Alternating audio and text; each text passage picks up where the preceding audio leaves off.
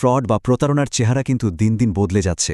এখন এটা আগের চেয়ে অনেক বেশি স্মার্ট, অনেক বেশি পরিশীলিত। আর এর কারণে যে আর্থিক ক্ষতিটা হচ্ছে তার পরিমাণও কিন্তু অনেক। তো চলুন আজ এই আধুনিক প্রতারণার একদম ভেতরে গিয়ে দেখা যাক এটা আসলে কিভাবে কাজ করে। আচ্ছা, একটা প্রশ্ন দিয়ে শুরু করা যাক। কি মনে হয় গত বছর মানুষ স্ক্যাম বা এই ধরনের প্রতারণার পাল্লায় পড়ে ঠিক কত টাকা খুইয়েছে? অঙ্কটা কিন্তু রীতিমতো চমকে দেওয়ার মতো। ভাবা যায় শুধু মার্কিন যুক্তরাষ্ট্রেই ২০২৪ সালে মানুষ খুইয়েছে $12.5 বিলিয়ন। আর সবচেয়ে চিন্তার বিষয় কি জানেন, এই ক্ষতির পরিমাণটা কিন্তু আগের বছরের তুলনায় ২৫% বেড়ে গেছে। আর এই সমস্যাটা কিন্তু শুধু এক দেশের নয়, এটা একটা গ্লোবাল সমস্যা। যেমন ধরুন অস্ট্রেলিয়ার কথা, সেখানেও ২০২৫ সালে মানুষ $2.18 বিলিয়ন হারিয়েছে। এই সংখ্যাগুলোই কিন্তু বলে দেয় সংকটটা ঠিক কতটা বড়। কিন্তু আসল গল্পটা শুধু এই বিশাল অঙ্কের টাকা পয়সা নিয়ে নয়। আসল প্রশ্নটা হলো, আমরা সবাই কেন এত সহজে এই প্রতারকদের ফাঁদে পা দিচ্ছি? দুর্বলতাটা ঠিক কোথায়? আর এর উত্তরটা আমরা যতটা সহজ ভাবছি তার চেয়ে অনেক বেশি গভীর আর জটিল। তো চলুন আমাদের প্রথম পর্বে যাওয়া যাক, বিলিয়ন ডলারের সমস্যা। এখানে আমরা দেখব আধুনিক প্রতারণার কারণে আর্থিক ক্ষতির পরিমাণটা ঠিক কতটা ভয়াবহ। এই চার্টটা কিন্তু দারুণ ইন্টারেস্টিং। দেখুন, প্রতারণার অভিযোগের সংখ্যা কিন্তু খুব একটা বাড়েনি, মোটামুটি একই আছে। কিন্তু যারা অভিযোগ করছেন তাদের মধ্যে টাকা হারানোর হার বেড়ে গেছে প্রায় 40%। মানেটা কি দাঁড়ালো? মানেটা পরিষ্কার, স্ক্যামারদের কৌশলগুলো এখন আগের চেয়ে অনেক বেশি কার্যকর হয়ে উঠেছে। এবার আসি দ্বিতীয় পর্বে, প্রতারকদের নতুন খেলার ছক। চলুন দেখি অপরাধীরা কিভাবে নতুন প্রযুক্তি আর পুরনো চাল একসাথে মিলিয়ে বাজিমাত করছে। ট্রান্স ইউনিয়নের একজন বিশেষজ্ঞ নৌরিন আলী ব্যাপারটা খুব সুন্দরভাবে বলেছেন। তার মতে অপরাধীরা মানুষের বিশ্বাস এবং নতুন প্রযুক্তি দুটোকেই অস্ত্র হিসেবে ব্যবহার করছে। আর এটাই কিন্তু আজকে প্রতারণার মূল চালিকা শক্তি। বিশেষ করে জেনারেটিভ এআই এর মতো প্রযুক্তি আসার পর অপরাধমূলক কার্যকলাপের মাত্রা এবং এর ধরন দুটোই যেন কয়েকগুণ বেড়ে গেছে। এর ফলে স্ক্যামাররা এখন অনেক বেশি বিশ্বাসযোগ্য ফাঁদ পাততে পারছে, আর সেটা অনেক বড় আকারে নির্দিষ্ট মানুষকে টার্গেট করে করা সম্ভব হচ্ছে। অস্ট্রেলিয়ার এই ডেটাটা একবার দেখুন। কোন ধরনের স্ক্যামে মানুষ সবচেয়ে বেশি টাকা হারাচ্ছে তা একদম পরিষ্কার। দেখুন, ইনভেস্টমেন্ট স্ক্যাম বা বিনিয়োগ সংক্রান্ত প্রতারণায় ক্ষতির পরিমাণটা এতটাই বেশি যেটা বাকি সবগুলোকে ছাড়িয়ে গেছে, প্রায় $838 মিলিয়ন। ভাবা যায়? এই টেবিলটা কিন্তু বেশ গুরুত্বপূর্ণ। এখানে একটা মজার জিনিস দেখুন, বিশ্বজুড়ে যেখানে ফিশিং বা উইশিং বেশি হচ্ছে, সেখানে মার্কিন যুক্তরাষ্ট্রে ক্রেডিট কার্ড চুরির ঘটনা কিন্তু অনেক বেশি, প্রায় দ্বিগুণ।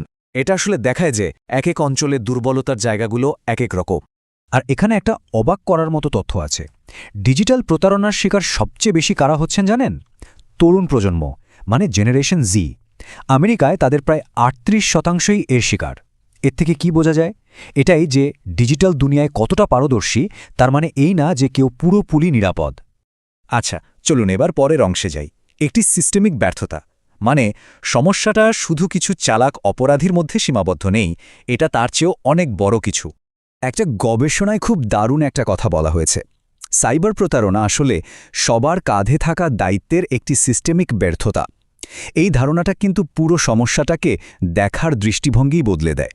মানে সহজ কথায় বলতে গেলে আসল দুর্বলতাটা লুকিয়ে আছে আমাদের বিশ্বস্ত প্রতিষ্ঠানগুলোর মধ্যে থাকা ফাঁকফোকরে, যেমন ধরুন ব্যাংক, ফোন কোম্পানি আর যারা এদের নিয়ন্ত্রণ করে সেই সংস্থাগুলোর মধ্যে সমন্বয়ের অভাব। এই সিস্টেম ম্যাপটা দেখলে ব্যাপারটা আরও পরিষ্কার হবে। দেখুন, এই লাল এক্স চিহ্নগুলো হলো সেই দুর্বল জায়গা যেখানে একটা প্রতিষ্ঠানের দায়িত্ব শেষ হয় আর আরেকটা শুরু হয়।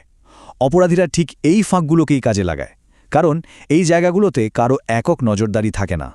তাহলে এর সমাধানটা কি? চলুন পরের অংশে দেখি কিভাবে বিভিন্ন প্রতিষ্ঠান একসাথে মিলে একটা শক্তিশালী ডিফেন্স সিস্টেম গড়ে তুলছে। এটা একটা সফল উদ্যোগের দারুণ উদাহরণ। Australian national anti scam centre 2025 সালে 7,500-এরও বেশি স্ক্যাম ওয়েবসাইট বন্ধ করে দিয়েছে। এটা থেকেই বোঝা যায় সবাই মিলে একসাথে কাজ করলে কতটা ভালো ফল পাওয়া সম্ভব।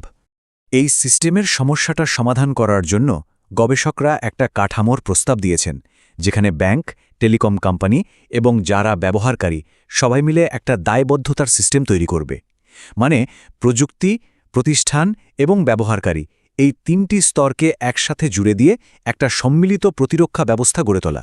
তো প্রাতিষ্ঠানিক সমাধানের পাশাপাশি ব্যক্তিগত পর্যায়েও কিন্তু আমাদের সতর্ক থাকাটা খুব জরুরি।